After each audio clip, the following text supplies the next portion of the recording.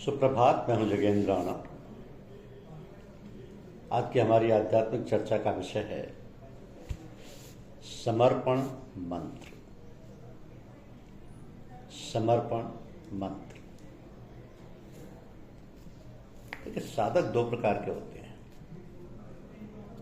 एक प्रकार के साधक का स्वभाव बंदर के बच्चे की तरह होता है। दूसरे प्रकार के साधक का स्वभाव बिल्ली के बच्चे की तरह। अब बंदर का बच्चा स्वयं अपनी मां को पकड़े हुए उससे लिपटा रहता है,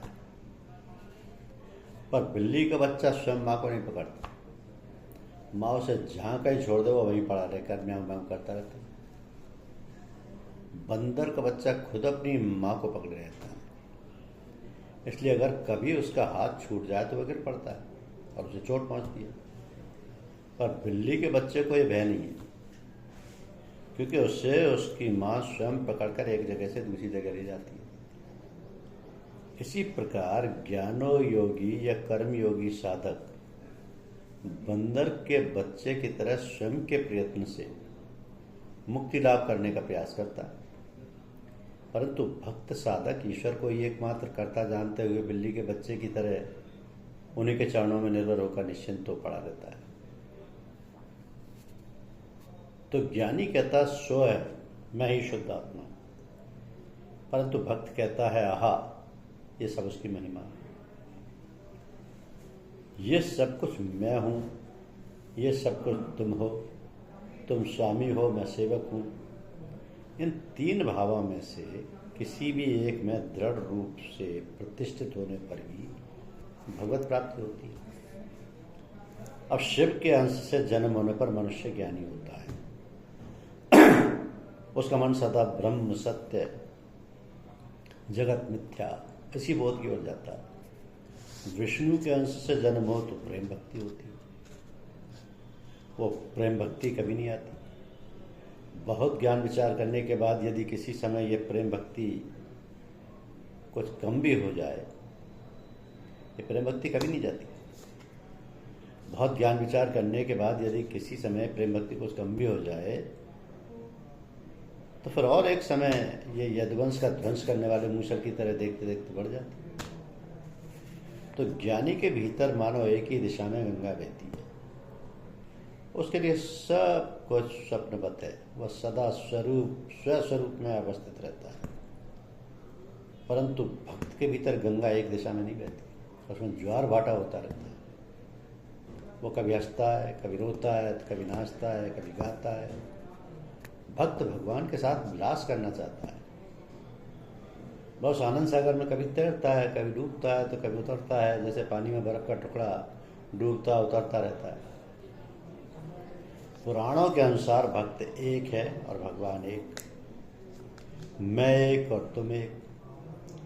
देह मानो एक घट है, तो देह रूपी घट में मन बुद्धि अहंकार रूपी जल रखा है। ब्रह्म मानो सूर्य स्वरूप है, वह इस जल में प्रतिबिंबित हो रहा है। इसी से भक्त विविध ईश्वरीय रूपों का दर्शन करता है। तो वेदांत के मतानुसार ब्रह्म ही वस्तु है और सब माया स्वप्नवत अवस्तु है। सच्चिदानंद सागर पर मानो अहम रूपी लाठी पड़ी हुई है। यदि उस अहम रूपी लाठी को उठा लिया जाए तो एक अविभक्त समुद्र रह जाता है, और उस लाठी के रहते समुद्र के दो भाग दिखाई देने लगते हैं, लाठी के इस ओर एक और उस ओर एक। तो ब्रह्मज्ञान होने से मनुष्य समाधिस्थ हो जाता है। उस समय यह अहम मिट जाता है। वेदांत मत के अनुसार जागृत अवस्था भी मिथ्या है। नारद आदि आचार्य ज्ञान लाभ करने के बाद भी लोक कल्याण के लिए भक्ति लेकर रहते हैं। श्री भक्ति क्या है? भक्ति चंद्र है और ज्ञान सूर्य है। तो एकदम उत्तर में और दक्षिण में समुद्र।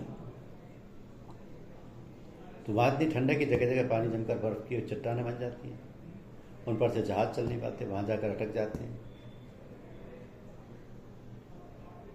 तो भक्त क्या भक्ति पथ में अटक जाता है? हाँ, अटक जाता है। सही है, पर उससे हानि नहीं होती। कारण उस सच्चिदानंद सागर का ही जल जमकर बर्फ बना है। यदि तुम और भी विचार करना चाहो तो यदि ब्रह्म सत्य जगत मिथ्या यह विचार करो तो उसमें भी नुकसान नहीं।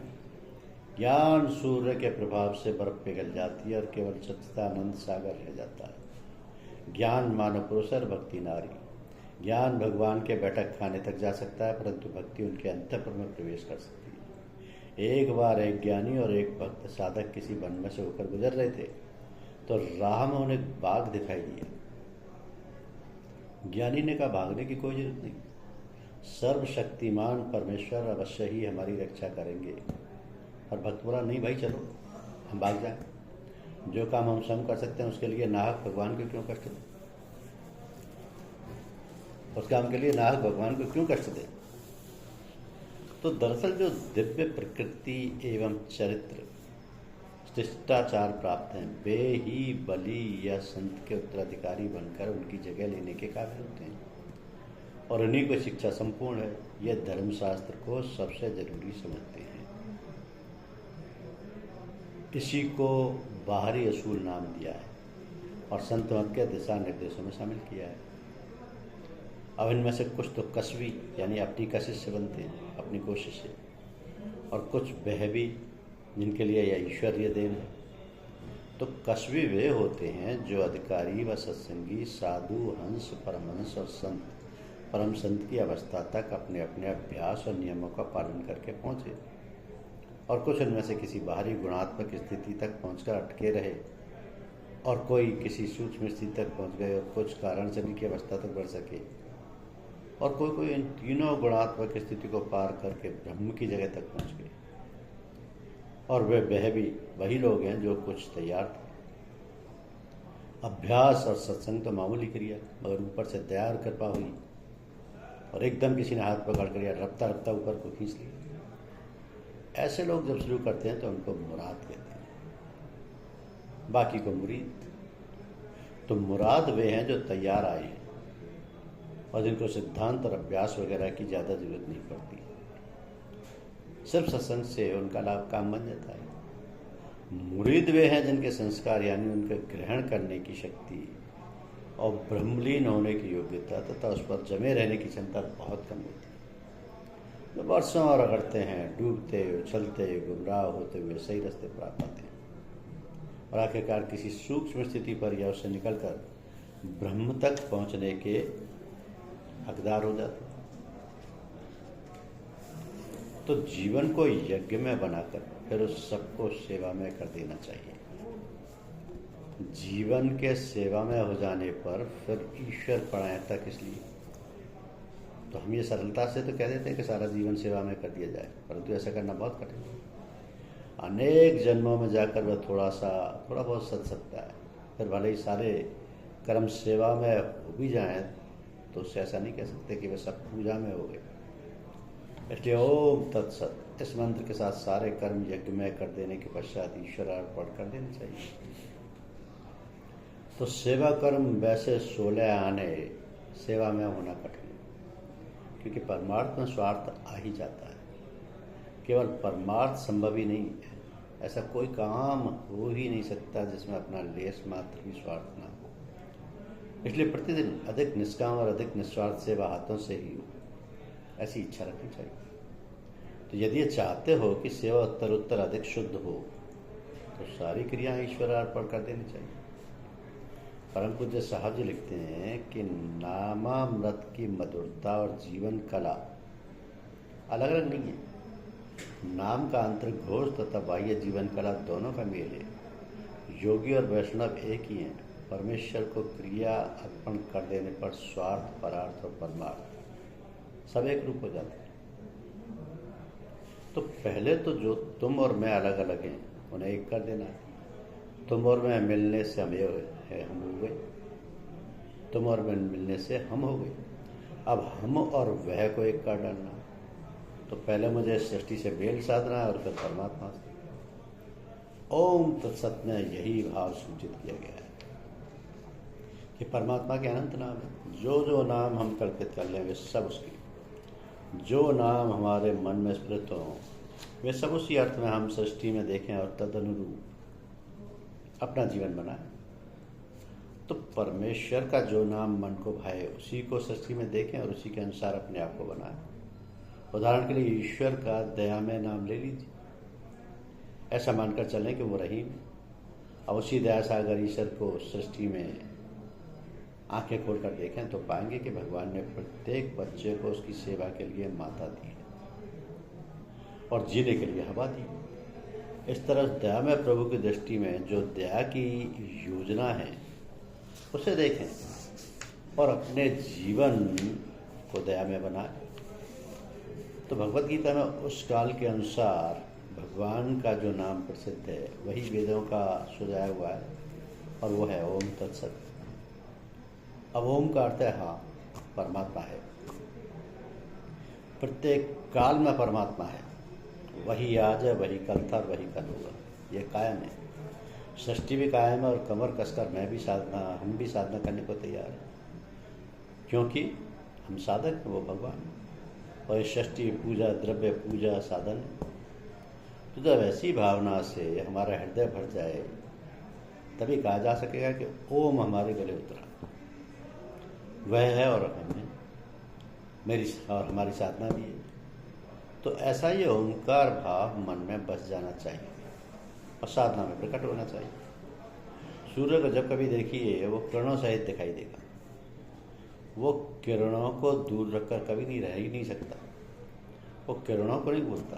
इसी प्रकार जब कोई भी किसी भी समय क्यों ना देखे, साधना हमारे पास दिखाई देनी चाहिए। जब ऐसा हो जाएगा तब ये कहा जा सकेगा कि ओम को हमने पचा लिया है। इसके बाद सत्य, यानी परमेश्वर सत्य है अर्थात शुभ है, मंगल है। इसी भावना से अभिभूत होकर भगवान के मांगल्य का सृष्टि में अनुभव करो। देखो वो पानी की सतह, पानी में से घड़ा बनो, उससे जो गड्ढा पड़ेगा वो क्षण भर में ही भर जाएगा। तो कितना मांगल्य है, ये कितना प्रीति है। नदी गड्ढों को सहन नहीं करती, वह तो गड्ढों को भरने के लिए दौड़ती है। तो सृष्टि रूपी नदी वेग से शुद्ध हो रही है। सारी सृष्टि शुभ और मंगल में है, अपने कर्म को भी ऐसा ही होने। परमेश्वर के सतनाम को आत्मसात करने के लिए सारी क्रियाएं निर्मल और भक्ति में होनी चाहिए। सोमरस जिस तरह पवित्रकों में से छाना जाता रहा है, उसी तरह अपने सभी कर्मों और साधनों को नित्य परीक्षण करके निर्दोष बताते रहना चाहिए। अब रहा तत्व। तत् का अर्थ है वह, कुछ न कुछ भिन्न, इस सृष्टि से अलिप्त। परमात्मा सृष्टि से भिन्न अर्थात अलिप्त है। सूर्योदय होते ही कमल खिलने लगते, पक्षी उड़ने लगते हैं और अंधकार नष्ट हो जाता है। परंतु सूर्य तो दूर ही रहता है इन सब परिणामों से, वो बिल्कुल अलग सा रहता है। अपने कर्मों में अनासक्ति रखें। जब अलिप्तता आ जाए तब आप समझिएगा कि हमारे जीवन में तत्व प्रविष्ट हुआ। तो इस प्रकार ये ओम तत्सत अपनी सब क्रियाओं को ईश्वरार्पण करना सिखाता है। यद करोसि यद सुनासी, परमेश्वरार्पण करने की क्रिया सात्विक होनी चाहिए, तभी वह परमेश्वरार्पण की जा सकेगी। इस बात का विशेष ध्यान रखें, क्योंकि यह एक प्रश्न उठता है कि यह ओम तत्सत नाम पवित्र पुरुष को ही पच सकता है, तो पापी पुरुष क्या करें? पापियों के मुंह में भी सुशोभित होने योग्य कोई नाम है या नहीं? तो ओम तत्सत नाम में भी बह सकती है। ईश्वर के किसी भी नाम में असत्य से सत्य की ओर ले जाने की वह शक्ति रहती है, तो वह पाप की ओर से निष्पाप की ओर ले जा सकता है। जीवन की शुद्धि धीरे धीरे करनी चाहिए। परमात्मा अवश्य सहायता करेगा। तुम्हारी दुर्बलता के समय वो तुम्हें अवश्य सहायता देगा। तो यदि कोई मुझसे कहे कि एक और पुण्य में किंतु अहंकारी जीवन और दूसरी ओर पाप में किंतु विनम्र जीवन, तो इनमें से किसी एक को पसंद करो। तो यदि मुंह से बोल भी ना सको तो भी अंतःकरण से कहो कि जिस दिन पाप से मुझे परमेश्वर अपने गुरु भगवान को स्मरण रहता है वही मुझे मिलने दो। मेरा मन यही कहेगा कि अगर पुण्य मन जीवन से परमात्मा की विस्मृति होती है तो जिस पाप में जीवन से उसकी याद हमेशा बनी रहती है मैं उसी को लूँगा। इसका यह अर्थ नहीं कि पाप में जीवन का समर्थन कर रहा हूँ, परंतु पाप उतना पाप नहीं है जितना कि पुण्य का अहंकार पाप है। कहीं ये सुजान पर नारायण रोक न दें, मुझे बड़प्पन नहीं चाहिए। जो बच्चे ज्ञानी हैं उन्हें तो माँ भी दूर रखती है, परंतु अज्ञान या अज्ञान बालकों को माँ अपनी गोद में उठा लेगी। स्वावलंबी पुण्यवान नहीं होना चाहिए, परमेश्वर अवलंबी पापी होना ही मुझे पसंद है। परमात्मा की पवित्रता मेरे पाप को क्षमा कर भी बचने जैसी है। तो हम पापों को रोकने का प्रयत्न करें। यदि वे नहीं रुके तो हमारा हृदय रोने लगेगा, मन छटपटाने लगेगा।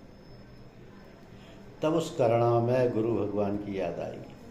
वो तो हमारे पास खड़ा खड़ा सभी खेल देख रहा है। पुकार करो, हे प्रभु मैं पापी हूँ, व्याभिचारी हूँ, इसलिए मैं तेरे द्वार आया हूँ। पुण्यवान को ईश्वर समर्पण का अधिकार है क्योंकि वह पुण्यवान है, परंतु पापी को भी ईश्वर स्मरण का अधिकार है क्योंकि वो पापी है, और विनती और अश्रुपूरित नेत्रों से अपनी प्रार्थना के द्वारा अपने पापों का प्रायश्चित करता रहता है। अतः समर्पण विधि भक्ति मार्ग की आत्मा है। समर्पण करने का अर्थ ही है सर्वस्व समर्पण, किंतु शुद्ध सात्विक को ही श्रेष्ठ समर्पण कहा जा सकता है। ऐसे ही समर्पण भाव को हम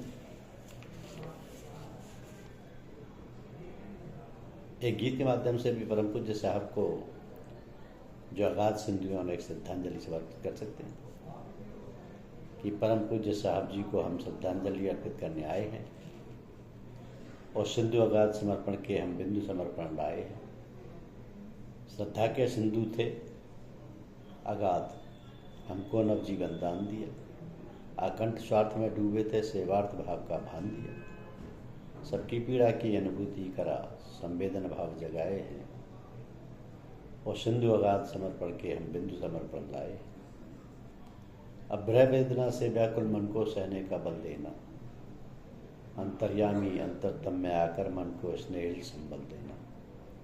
हमको प्रतिपल ये अनुभवों अंतर में आप समाये हैं और सिंधु अगाध समर्पण के हम बिंदु समर्पण लाए।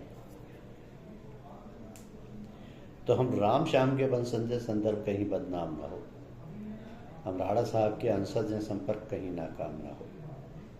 श्रद्धांजलि में संकल्प सुमन हमने गुरुदेव चढ़ाए हैं और सिंधु अगाध समर्पण के हम बिंदु समर्पण लाए। उज्जवल भविष्य का आशीर्वाद हम सबको आकर दे जाओ। पूजा पद्धति से हम भटक गए, फिर आकर के बतला जाओ। ले शपथ आपकी पीड़ा की, शंकर पे ही दोहराए और सिंधु अगाध समर्पण के हम बिंदु समर्पण लाए। धन्यवाद।